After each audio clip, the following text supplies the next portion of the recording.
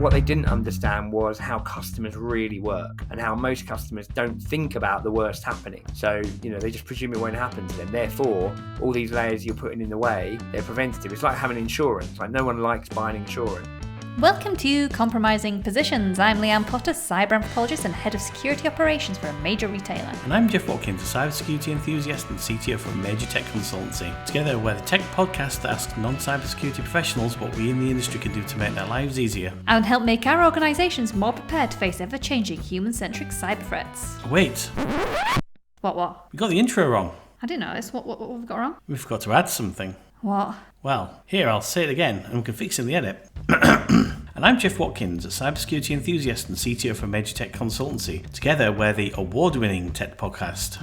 Oh yeah, that's right, we are award-winning tech podcasts. Thank you everyone that voted for us in the European Cybersecurity Blogger Awards. We were so delighted to be able to watch these awards and win the category of the newcomer. So there you go, Compromising Positions, an award-winning tech podcast. Yeah, it has a nice ring to it. Well, if we live up to this award, we'd better get cracking with the episode.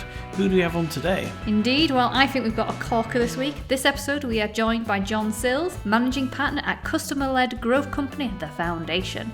And he's also the author of the book, The Human Experience. Cybersecurity, we have many customers. I mean, our external customers who engage with the products or services our organisations provide, and also our internal customers, our colleagues. But how many of us can truly claim to know how to be customer-led? Well, in this episode, John shares his decades of knowledge to help us really understand what people care about, especially when it comes to cybersecurity. We'll do a deep dive into the human cost of bad customer service, what customers really think about cybersecurity threats, how cumbersome security controls at the bank led to a chart-topping innovative app. And if you're a cybersecurity consultant, you won't want to skip this one because we talk about the good, the bad, and the ugly of consultancy. Sounds good. Well, we love this chat and we think you will do too. So sit back and enjoy our interview with John Sills. Hello and welcome to another episode of Compromising Positions. Today we have with us John Sills, who's a managing partner at the customer-led growth company, The Foundation. He started his career 25 years ago on a market stall in Essex, and since then worked with companies around the world to make things better for customers. He now works with companies across industries and around the world, and before joining The Foundation spent 12 years at HSBC, latterly as the head of consumer innovation. His first book on the topic, The Human Experience, was published by Bloomsbury in February 2023. It's pretty much everywhere you look online. Welcome, John. Hey, Jeff, thanks for having me. Hi, Leanne. Hi, welcome. I came across you listening to one of my favourite podcasters, Melina Palmer, on The Brainy Business. And it was such a great episode. So I'm going to link that in the show notes because if you like what you hear here, you're going to like what you hear there as well. Yeah, brilliant. That was a great conversation. I love what she does and kind of particularly bringing in a lot of the behavioural science angle. It's really fascinating. So yeah, I was really pleased to be asked on the show, as I am to be asked on this one as well. I think she's really fun and engaging as well, which helps. Yeah. I feel she's just got an episode coming out with Paul Bloom actually, and they're going to try and talk about the history of psychology in 1 hour. So that should be worth it. Jeff did a really great introduction there, but tell us a little bit more about yourself. Yeah, so as Jeff said, so I'm John, a managing partner of a company called The Foundation. So we've been around since 1999. We really, I get to spend most of my time just visiting strangers' houses and ask them interesting questions, mostly with their permission. But we tend to find that sounds like that 90s TV show Through the Keyhole. Yeah, that'd be brilliant, wouldn't it? Yeah, except a lack of B-list celebrities. Fortunately, I'd like them as well. But yeah, we just tend to find that all the organisations that we work with want to be more customer-led. They want to do things, whatever it is they're working on, they want to do things in a more customer-led way. It's really easy to say, but really hard to do. So we try and I spend a lot of my time working with execs and CEOs and getting them to go and visit people's houses to really understand it. And as you say, Jeff, I've done this for nearly a decade now, which is quite scary. But before that, I was working in HSBC. So I've worked on strategy and innovation. I've worked globally. I've worked in the UK, but actually started life in branches, running branches during the financial crisis, which is pretty scary, pretty interesting at the same time, but seeing the whites of customers' eyes, and happened to accidentally launch our first mobile app as well, which might be something we talk about later on. So quite varied when I look back on the last 20 years or so, I suppose. And tell us more about your book. Yeah. So book came out in February. It's called The Human Experience. And I started off really just being a collection of stories. I get, incredibly irritated by bad customer experience. So I guess the book chose me more than me choosing it in a way, because I find it quite cathartic to write about them. And I've been writing for quite a long time. But But I had a kind of moment, I was on a train, actually. I was on holiday with my wife and my son. It was in the UK. So it's about kind of 2019, I think. And we had a day out on one of those beautiful old steam trains. And you kind of know the type that, it had like deep leather seats you could fall back into, kind of oak panelled tables you could spread your food out on, and someone coming down the aisle handing out home baked goods. It was really kind of perfect, actually. And my son turned to me and he said, "Oh, Daddy, is this what it's like when you get the train into London every day?" I kind of thought about it and laughed. I was like, no, it's completely the opposite, actually. I'm lucky to, get a cold, wet panini and a stranger's sweaty armpit, I think. And it was that probably got me thinking about this theme that, we've had all this amazing new technology that's appeared in the last 20 years, like really kind of civilization changing technology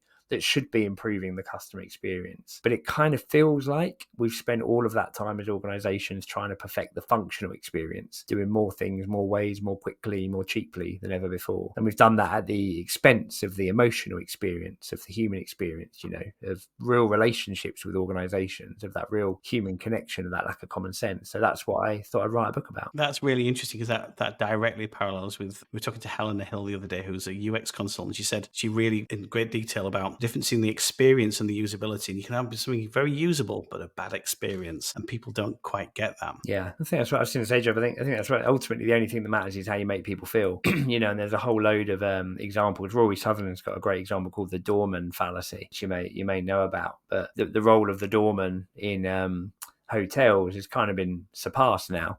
Because you've got automatic doors or you've got revolving doors. So you don't need someone there to open the door. But that's not the role of the doorman. The role of the doorman is to welcome people, is to give people a sense of safety and security, is to hail a taxi, is to have an umbrella ready. It's maybe a deterrent to stop people coming in that you don't want coming into the hotel. It's the person that recognises you and says hello and gives you your real name. Hello, Mr. Sills, when you're walking in on day 2 or day 3 of staying in the hotel. It's all of these things that are quite intangible to measure, and you feel like you can replace someone with an automatic door, but actually it's all those other elements around it that we've lost. And it's interesting to see, I think it was Booth's supermarket last week, a couple of weeks ago, saying they're going to get rid of self-checkouts now because actually, theft has gone up, but also there's that lack of human connection and human contact, and that's what a lot of people that are going into their stores say they want now. So it's a really interesting area. I love a good Rory Sutherland reference. I'm trying to get him on the show, but that thing about the self-checkout piece is, the other day I was using the self-checkout and scanned everything I thought it scanned. But I was buying 3 of something and put it in. And then it was like, I was trying to leave it. It's like, oh, no, you've done something wrong. And then the checkout person who's there sort of kind of to help out kind of looked at me as if I was trying to steal stuff. And I genuinely wasn't. And I just thought, I hate these things because they're making a criminal out of someone who's even not a criminal. So yeah, I think there's a couple of things here. The first is about consumer choice. Don't get me wrong. There's sometimes I just want to go in and pick up a chocolate bar and scan it and get out. Often when I want to avoid the guilt of someone else seeing that I'm buying a massive chocolate bar. So, sometimes that's fine. But I always want the person there as well. And actually, if I ever go to a supermarket and there's an empty till with a person on or a self-scan one, I'll go to the person because it'll be just as quick and I'll get the conversation. What you got to avoid is what I had in one shop last week where I went to the self-scan checkout and the red light was on because I was buying something that was over 18, so I needed to get it verified, and no one turned up for 5 minutes and there was no one else in the store at all. So that's the kind of situation that you need to avoid. So it is about kind of having that choice around how you do these things, and about kind of finding that mix of technology and humanity that's going to help you kind of get to the good kind of result as a customer, rather than just presuming you always have to find the absolute most efficient way. Yeah, I think that with a lot of automation, it feels like a Jeff Goldblum moment, from Jurassic Park. Just because they can doesn't stop to think whether or not they should. And I guess a lot of that, there's kind of a lot of that in cybersecurity as well. Thinking about quite a lot of security control decisions are made just purely on the fact that it has to be a control and we have to do this. But they sometimes can be implemented different ways, and sometimes I don't believe that there's a lot of the customer is not necessarily consulted in this process. Well, yeah, they're not. I mean, and I think they're not, but people think they are. People think they are because I talk in the book about this thing called the myth of customer feedback, and it's about how we understand customers as organizations. And at the moment, you'll know this as well as anyone, this epidemic of feedback surveys we live in at the moment. You kind of any kind of experience without immediately being asked, what do you think about our product or our service? Sometimes it happens before the experience has even finished. And the thing is, this is this huge amount of data about customers coming into organizations, more than we've ever had before. But it's all at what I call the thin end of the wedge. So if you imagine your customer's life as this kind of wedge shape, at the thick end, at one end, you've got all the things that really matter to them. Their friends, family, hopes, dreams, ambitions, the things they want to achieve. Then you've got the things that get in the way, the challenges they have, the services services they use to help. And right at the very end of that wedge is the organization, a tiny part in their overall life. But the problem is 99% of all of this customer feedback that's coming into organizations is about the thin end of the wedge. What do you think about us? What do you think about our product? What do you think about our service? Would you recommend us? And it's dangerous because it convinces leaders that they're close to what matters to customers, whereas in truth, they're only really close to customers' opinions of their service. And it's a very subtle but very significant difference as to whether you really understand what matters to your customers or not. And then when you come into innovation and design, what happens is customers get asked the questions that the organization wants them to say yes to. So if you're a bank and you're doing savings accounts, you say, would you like more interest on your savings? And everyone says, well, yeah, of course. But that's not what helps people become better savers. That's all about habits and helping people to understand how to build that habit. But no one will ever answer that question. So you have to be very careful how you use customers in the process. Asking the right kinds of questions, yeah. And at the right time.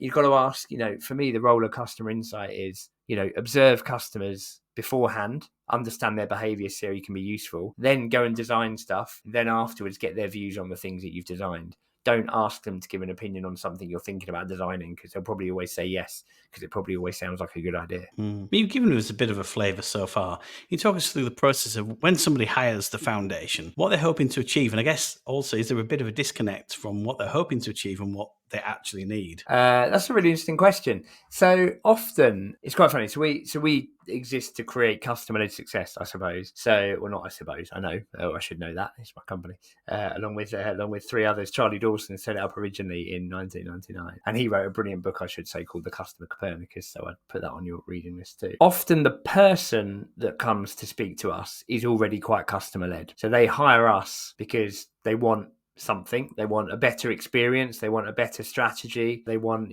more capable employees or colleagues. So there's a very specific thing they're trying to achieve, but they want to do it by being customer led. And the person that's hiring us is often customer led, because that's why they're coming to us, because they know us and they think they'll do it well. Well, what's interesting to your question is we do the first part of that brilliantly. We're fantastic, I think, at creating really great customer led strategies, designing great experiences, helping build those cultures. But there's a second thing that we often do that mostly the organization doesn't really know it wants, which is to help the organization become more customer led in the process. So as I say, the person that hires us, they're already customer led. That's why they're coming to us. But often the side thing they ask us is, you need to help me persuade everyone else in the organization that this is the right way of doing things. So often a lot of our projects are this kind of journey, this two-pronged journey, one which is doing the functional delivery of the project, but the other is this mindset shift that we're trying to create as we go through, from people that are maybe skeptical early on and see the world from the inside out, to by the end people that see the world from the outside in and understand the importance and the benefit commercially of being customer-led as your way of thinking. And that's how we measure our success. Have we both delivered a great project with really strong deliverables, but also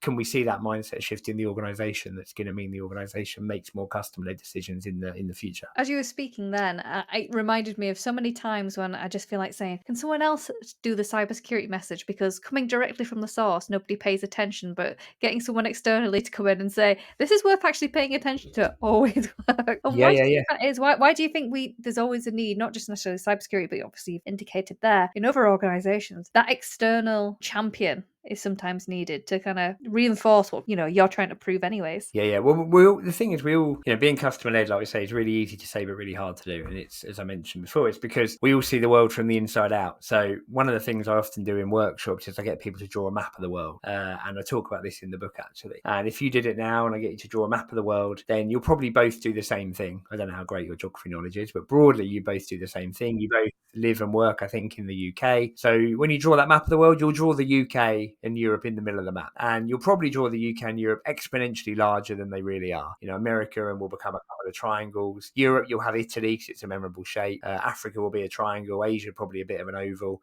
And you'll probably forget Japan, and you'll definitely forget New Zealand. And so you end up drawing this map in this way. Now, if I've done this with groups in Hong Kong, none of them drew Europe. I drew it with groups in America. They all put America in the middle of the map. You draw it this way because it's kind of what we're surrounded by. We're all surrounded by our own culture, background, the way we've been brought up, the things we see every day on the news. And that's why those things loom largest in our minds. And it's exactly the same when you're in an organization. We all see that world from the inside out. So we're all closer to our own colleagues, our own business, our own regulators than we really are to our customers. And our customers are a little bit like Japan. They're kind of really big and really famous and really important, but they're a very, very long way away. There's all these layers that get in between. And it's reinforced every single day when you come into an organization, because straight away you're surrounded by all of that information. And it's one of those fascinations of how you can have people that all know what a really bad experience is, because they've literally that morning bought a coffee and had a terrible train journey in, but they walk through the door and all of a sudden they're making decisions that do that. So that's the real challenge that we see. It's like gravity, the bigger the planet, the bigger the organization, the stronger the gravity, the more it pulls you inside out and the harder it is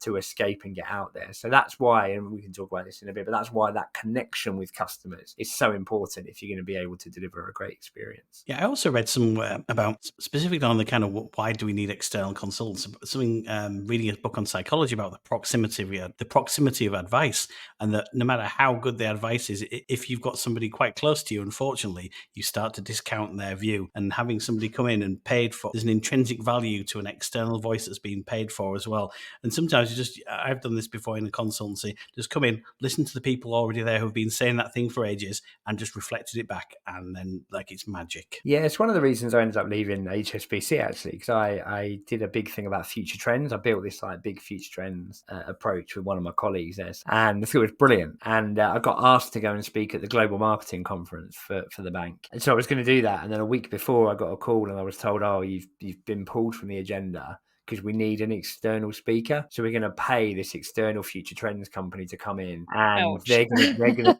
but more worse than that, they're going to present your stuff and we're going to pay them like 20 grand or something. So at that point I thought, oh, I'm in the wrong job. Absolutely. Yeah.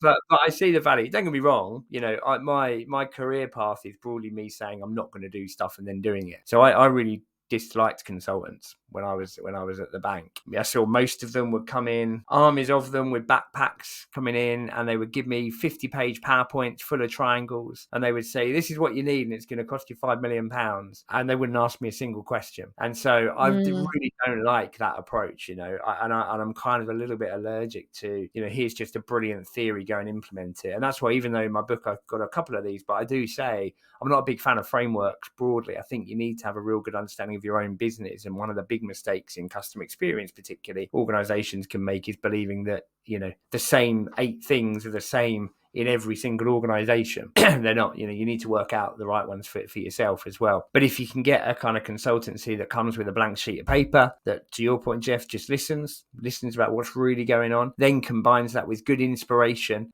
from around the rest of other industries and other organizations, that's why it can really work. It's another reason why at the foundation we don't have industry verticals. We all work across all industries. So today I've already been working with a big beer manufacturer, I've been working with an airport, I've been working with a train company, I've been working with a private bank, and that's what helps keep me and keeps us having that outside perspective, because we can constantly compare what we see in other industries and how that can apply in other areas. One of the things I don't like about when people come to you and say, here's the solution to your problem, because the old manager adage is, come to me with solutions, not problems, isn't it? But the problem there is, and particularly when I'm speaking as a cybersecurity person, if I come into a meeting and don't get me wrong, it's nice that they've thought about what the solution is. But if you've brought me in to come and help you and you said, this is how we're going to fix it, what do you need me for? And also, it kind of shuts the conversation down dead. It doesn't give you the freedom to be able to hash out ideas, because you've kind of been boxed into a position like, oh, this is the way we're going to look at it. And it's really hard once people are kind of dead set on a way of doing things, like using frameworks, for example, to break out of that and think more creatively about the problem. And therefore, I guess you see over and over again is kind of making the same mistakes, because you've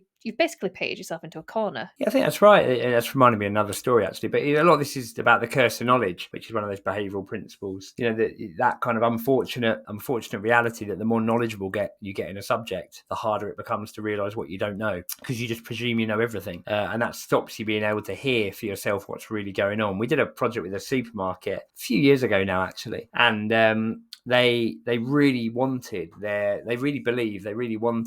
kind of deli area to be the kind of pinnacle of their supermarket experience. And they talked a lot about fresh food, and we've got all this fresh food, and this is what we're about as a supermarket. And they couldn't understand why that message wasn't getting through to customers. So I went to spend a day at one of their stores in High Wycombe, and I walked in, and the first thing you see is a huge pile of Pringles, like stacked up, £1 per tube.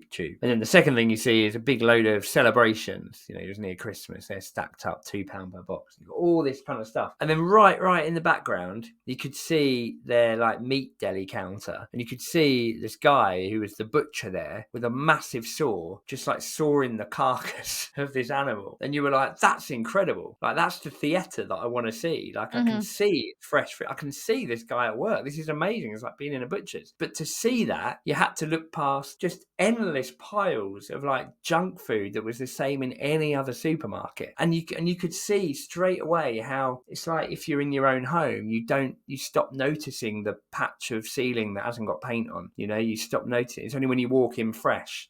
Like if you go and buy a new house, you walk into someone's house and you go, God, they haven't decorated it at all. But when you're in the house, you just get so used to it, you see it. And that's that challenge. And that's why, yeah, with the consultancy side, it has to be about asking great questions, about really listening, about trying to understand the things that people are saying, even if they don't themselves understand, and getting that opinion from right across the organization as well. That's the only way you can be really useful as a consultant, is to listen and work with them, not just go in and think you've got the answer, because that just ends up, firstly, you give the same answer to everyone. Secondly, the answer might be wrong. Now, you mentioned that you worked at HSBC, so financial industry, heavily regulated. What's been your experience of working with the cybersecurity team? Oh, well, do you know what? I'll tell you a story. So we, and then I'll caveat it. So I said I accidentally launched our first mobile app in HSBC. This is going back into probably 2012, I would have thought. And it came about by accident. I was actually working in another area of the business at the time. But we had this thing called Security that was launched. It was launched. Yeah, remember it? One of those little calculators. And all of our customers got sent it. And everyone hated it. Really hated it. Just at the time, as all the other banks were releasing mobile apps to make it easier to get on with your online banking. And we sent out this little security that made it exponentially harder for everyone to do their online banking. Added all these different layers of security. And I understood why, because obviously, you know, fraud's a big issue in banking. But the thing was, this had been sent out by, I'm going to call them the IT team, but sent out by the team without anyone from the customer world of the bank being involved. So it had just been sent out as a security thing, no connection with the customer team. And the problem was, we went and looked at the data, me and this other guy, and we realized that 91% of customers only ever logged on to check their balance and log off again. And we'd given them this security level that was as if they were always going on and making £10,000 payments, which they weren't. And of course, your balance means everything to me and nothing to you. I could tell you my balance now. It doesn't make the blind bit of difference. You can't do anything with it. It's not high. I'll tell you that. It's not high. So it's not going to be a ooh. It's going to be a yeah. It's going to be. And so we, we went to the CEO and we said, look, we reckon we can build you an app that lets people check their balance. We reckon we can do it in 6 weeks. You need to give us a bit of money. And he was like, yeah, go for it. He said, just don't go to any of the committees. He just said, just get on with it. So we had a little team of 6 of us. We took 6 weeks and we just scribbled away in the corner and we built this app and we called it Fast Balance and we launched it to the world, and it became the most used banking app in the UK. And all it let people do was check their balance, and that was it. And it was like, pretty rubbish in terms of user experience, but it was fine and it worked. And what I found really interesting about that was the way there'd been this kind of real lack of connection between the two, to the point where a few weeks later I got asked to go to a meeting because they were thinking of rolling out the security device across telephones. And so I was asked to go to this meeting to represent the customer, and I walked in and there were 35 people in the room, and everyone looked at me as like the one customer person, and they said, look, we're looking to roll this out, and what we're going to do is people are going to phone up and then we'll say, please input your security number, and if they don't type it in within 10 seconds we're going to say it again, and if they don't type it in within another 10 seconds we're going to say it again, and if after 30 seconds they've not typed in their number, we'll say, if you don't have your security with you, you can press star and you can get through to someone. And everyone just kind of looked at me, and I said, well, I don't think anyone's waiting 30 seconds. No one is still on the phone after 30 seconds and three things. And what you could see was there was just a massive disconnect between that team at that time and the customer team. Now the caveat, I realise this is a long answer, but the caveat is that we then worked together with that team over the next 2 or 3 years, and they became very, very customer focused. They made the effort to understand the customer world, to work with the customer team, to work as one team, to really bring in that data, really bring in that understanding that I think then led to much, much better products, much better security for customers, much better security for the bank coming in. But it took that first moment for everyone to realise, oh, we're quite disconnected here. We're quite far apart. That's kind of a real redemption story, isn't it? What a story arc. I love it. It's nice to see that eventually, actually, what you've done is what would all hopefully hope to do is actually start thinking about security measures and anything that affects the customer with a customer lens rather than just running out because security says so. When you actually started working with them, what did they misunderstand about what you do in your function? It's a good question. I think I wouldn't necessarily say it was a misunderstanding. I think it was a lack of consideration. I think their job was to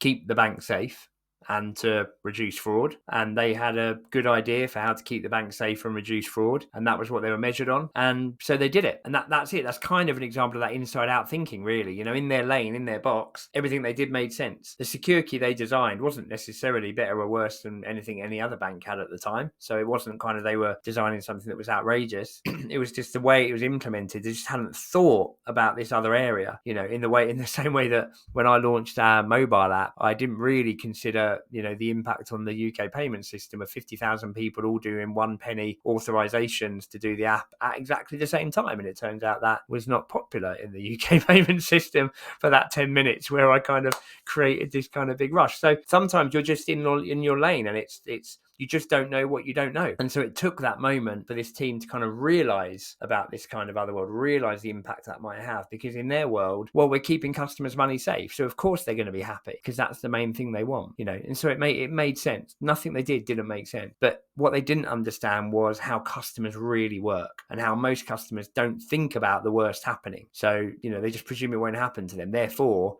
all these layers you're putting in the way, they're preventative. It's like having insurance. Like no one likes buying insurance because you presume stuff's not going to happen to you, but you feel you've got to buy it anyway. It's only when it happens and when that protection's there, you realize the value of it, and then your opinion changes. So it was less a lack of understanding about our team, more a lack of understanding about our customers, but a lack of awareness about why it was so important to think of the customer side and how you need to get that balance if you're going to create a great experience. Otherwise, you end up with the safest bank in the world because you haven't got any customers. Has technology made customer service better or worse? I think it really depends on how you implement it. What is really key from what John was talking about is the need to have a jumping off point in the tech ecosystem when you can actually speak to a human being. Yeah, and that's what I worry about with loads of companies jumping on like the AI chatbot bandwagon. Now we've had a few people on the show with a customer and UX experience. They've all been relatively positive about AI chatbots, but when you start using them in the cybersecurity space, don't get me wrong, I can really see benefits of cybersecurity teams having chatbots to help them out with general queries, but I think it's kind of like seeing a doctor. I think you kind of need to maintain that human link. Yeah, especially when things go wrong, and especially because more breaches start with the human factor. Well, John is back with us next week, where we find out about customer incentives, how to gather meaningful feedback, and what we can learn from the UK Delay Repay scheme. Links to everything John discussed in this episode can be found in the show notes. Before you close the app that you're listening to, please do take a millisecond to drop us a 5-star rating. You have no idea how much this pleases the algorithm gods and gets our show to a wider audience. It certainly does. I hope you enjoyed this episode. See you next time. Keep secure, and don't forget to ask yourself, am I the compromising position here?